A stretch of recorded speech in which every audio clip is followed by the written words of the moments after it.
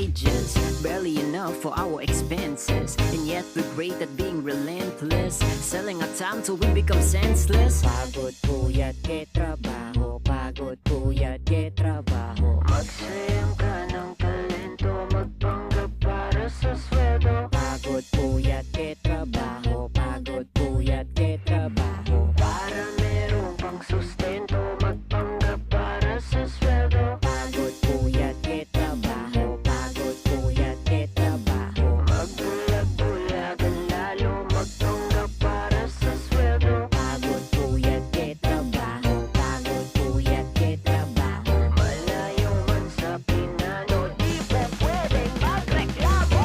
Pero tuloy ang laban, wag tayong panghinaan. Di kailangan tanggapin ang kasalukuyan. Sarili ay ingatan, kahit nangangailangan. Wag hahayaang salapi ang makikinabang sa iyong kinabukasan. Hindi kanya yayaman kung ang kaligayahan